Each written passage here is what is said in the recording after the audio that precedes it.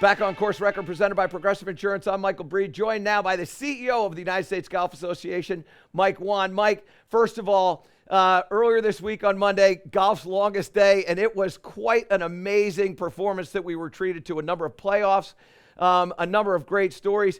Give me an idea of what that day is like for the United States Golf Association.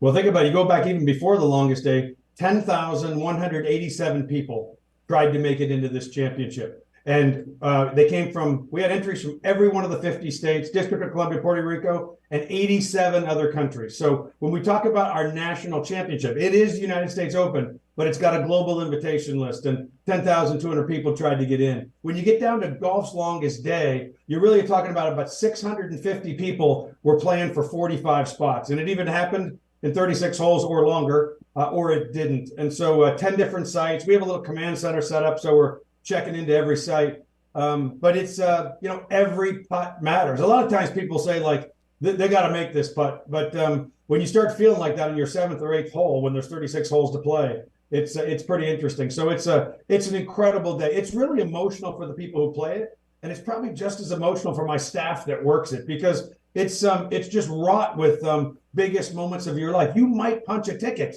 the following week to LACC. So it's about as good as it gets. Imagine if you could play in a football game or a baseball game with a chance to go to the World Series or the Super Bowl, and that's what we do in golf.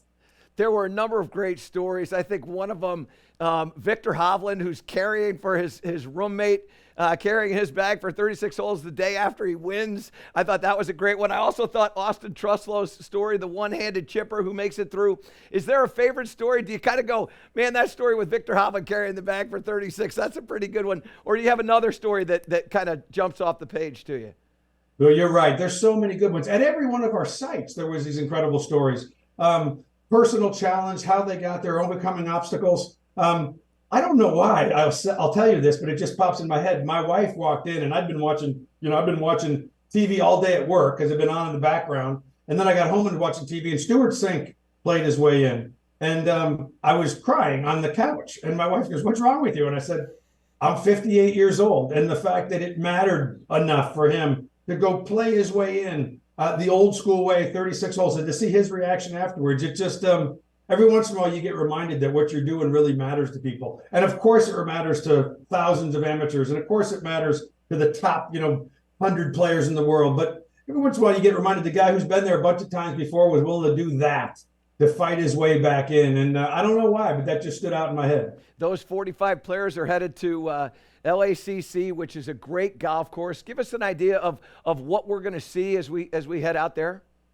I think you should expect a couple of things. You should expect different. I think you're going to turn on the TV and go, well, that can't be the U.S. Open. Look at how wide those fairways are. I think the average fairway width is like 48 yards. So some of them are as wide as 70 yards. And I know a bunch of people emailing me going, that's not the USGA, that's not the U.S. Open. We didn't take LACC and jam it into a U.S. Open format. In other words, we didn't show up with 15 trucks of fescue pallets and make all of these. We're going to play George C. Thomas's original vision from 1897, exactly the way George C. Thomas saw it. Now, it's going to be firm. It's going to be fast. There's going to be rough in places that George may not have originally envisioned, but you'll see less rough than probably any U.S. Open in history. You'll see more go-for-it opportunities. Somebody asked me the other day what to expect, and I said, expect to see really tired standard bearers. And what you know, Michael, that's the person who keeps the score and walks behind the group. Yep. You're going to be throwing up black and red numbers all day long because you're going to have a go-for-it par 4 where everybody can reach it, followed by a monster long par 3 where everyone's going to be struggling to make par. And so we left the course as the original architect intended, meaning they wanted holes where you could score, followed by holes where you had to hang on and buckle up. And it's going to feel like that. You're going to say, I've seen more birdies today and more double bogeys in one day than I've seen at most U.S. Opens. But it won't look and sometimes even feel like a U.S. Open you might have been cloned to. But I'm really proud of the fact that my team has left LACC the way LACC was meant to be played. And what happens will happen. but it's we're going to deliver the architect's vision. You know, it's so interesting you say that, because when I think about the USGA and what it looks like now that versus what it looked like 20 years ago, I love what the USGA is doing with the US Open. And it was highlighted last year on a golf course that, you know, is storied in history. I mean, being up there around the country club in Brookline, just a fabulous place. And it seems like this is the trend that the USGA has created, and it is just fabulous to see. So congratulations to you and everybody. But we obviously know that it takes a lot of people to change that mindset and make sure that we allow these players to play great golf on great golf courses. Yeah, Michael, we're still holding true to, we want the USGA Open to be the ultimate challenge. We want every club in your bag to be dirty every day, including the club between your ears. We want this to feel like if you raise the trophy at the end of these 4 days, that you really did beat all the best on one of the toughest tests. But at the same time, what we don't want to do is take every architect's idea and make it feel more like the USGA's idea and less like what the architect envisioned. So last year, walking around that course with Gil Hanse and the whole group from the country club, we wanted that to look and feel like it did, 100 years ago, not like it looked and did 100 days ago. So, and we also realized that if we're going to do that, sometimes guys are going to go lower than the average U.S. Open score, and that's going to be okay. I've said this many times. I don't think the NFL ever got together at halftime and said, ooh, it's 37-31. Maybe we should wet the field and slow down the play. We're gonna build the toughest test we can possibly build, and then we're going to give the golf course over to the golfers. And sometimes that's probably going to be too brutal, and sometimes it's not going to be brutal enough. But at the end of the day, they're going to play the golf course the way the golf course was designed to be played. Like I said, we're gonna give them George C. Thomas's vision, and what they do with it is going to be up to them. All right, so finally I want to ask you this, because one of the other things that has taken place in sort of an alteration of the mindset at the USGA is we're sort of establishing a Rota. We've got Pinehurst as an anchor site, and that continues to be what I think is a great idea. I know that you feel the same way, but what was the thinking behind creating a Rota for the United States Golf Association Open Championship?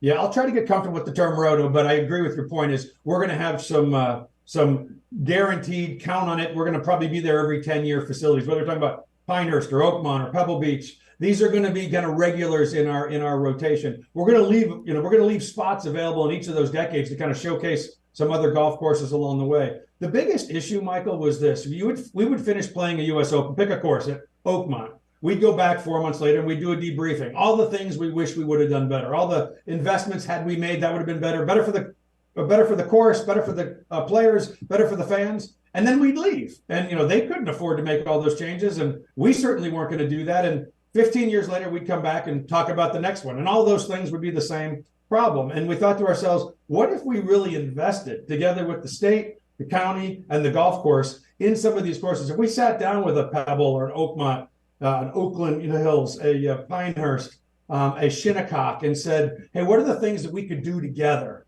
that would really ensure an even stronger U.S. Open every time we can, whether it was U.S. Open, Women's Open, Senior Women's Open. And so now together with these states and these counties and these memberships, we're making real investments, because if they know we're coming once a year for the next 40 years, once a decade for the next 40 years, they invest in their property. If we know we're coming, we invest in their property. More importantly, if you know we're going to provide that kind of economic impact to a state and a county and a city, they invest in a property. So we feel like we can really supercharge these properties and make these an even better experience, not just for the athletes who play, but for the fans that attend. And I think we were realizing that every time we played one, it was like playing it for the very first time. And if we didn't do that, if we knew that we were going to come back to Pinehurst, because it's really a staple and we know we're going to come back on a regular basis, let's do the things now that could make this championship better 10 years, 20 years, 30 years, and beyond.